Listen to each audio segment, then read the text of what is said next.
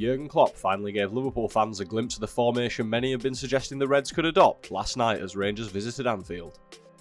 Liverpool ran out 2-0 winners in a game which largely passed the visitors by, thanks in no small part to the dominance of the Reds, who lined up in an altogether new system which many have been expecting would be seen at some point this season. Setting up in a 4-2-3-1 with Diogo Jota in the number 10, Thiago and Henderson in midfield, and Nunez up top with Diaz and Salah out wide, Reds fans were treated to a new formation and a convincing victory to go along with it. With many details both big and small to be picked up on in terms of the new system, here are 5 things we noticed about Liverpool's new formation. First up was the deployment of Diogo Jota in the number 10 position, with the Portuguese international having usually featured for the Reds either up top or on the left of a front three. This was a glimpse at a different side of the forward for LFC fans. Jota could be seen dropping deeper than would usually be expected of him throughout the game, being more involved in the build-up play, but also knowing when to push forward and operate almost alongside Darwin Nunez up top. This is a role many fans may have expected the likes of Roberto Firmino to be more suited to, but Jota impressed on the night, contributing well to the Reds' dominance of the game. Firmino did eventually come on to replace Jota in that number 10 position and looked lively, but it will certainly be a comfort to both Jurgen Klopp and the Liverpool fans to see the number 20 carry himself so well in that position. The next significant aspect of Liverpool's performance in the new system was the defensive solidarity which has been missing for large parts of this opening period of the season. The Reds have frequently come under fire for their defensive frailties so far this campaign, but last night at Anfield, Alisson was hardly troubled until the final minutes of the fixture, with Rangers managing only 2 attempts on target in the 90 minutes.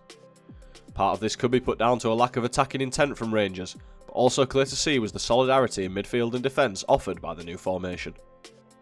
With Henderson and Thiago sitting slightly deeper than if they were operating in a midfield 3, and Luis Diaz and Mo Salah offering a bit more in terms of tracking back, Liverpool's defence was bolstered and certainly looked far more comfortable than they have at many points so far this season.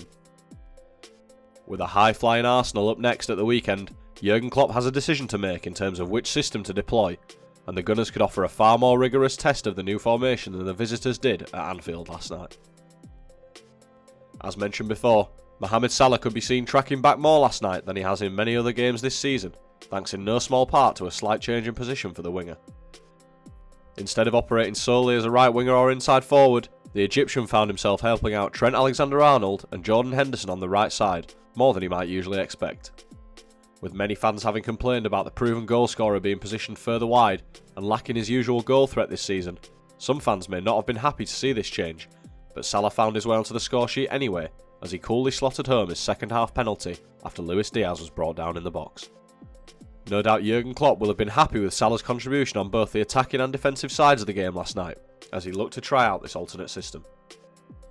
Another noticeable detail was the positioning and performance of captain Jordan Henderson on the right hand side of the midfield double pivot. The benefits of this were clear for all to see, as the skipper frequently offered both cover and words of advice to right back Trent Alexander-Arnold. The fullback may usually see Harvey Elliott and Mohamed Salah in front of him in the Reds' traditional 4-3-3 formation, with neither player quite as inclined to track back and do the dirty work as Henderson. This defensive cover clearly offered Trent the chance to join the attack without worrying as much about the defensive side of the game, with the captain often filling in at right back when Alexander-Arnold went marauding forward. This change in system and a switch of midfield personnel certainly helped the Reds, both on the attacking and defensive sides of the game. Finally, the 4-2-3-1 setup saw Darwin Nunez starting up top, with 3 attackers in behind him trying to provide service to the Uruguayan. While the summer signing couldn't quite put the finishing touch on any of the chances the Reds created for him, he certainly worked Rangers keeper Alan McGregor, who made a series of impressive stops on the night to deny both Liverpool and Nunez. Both Liverpool fans and Jurgen Klopp will have been encouraged to see the amount of chances that were fashioned for the striker in his time on the pitch, as well as Nunez's readiness to seize on the opportunity to test the keeper. No doubt on another night, and with a bit more luck, Darwin Nunez could have bagged a couple, operating as the sole striker at the top of a 4-2-3-1.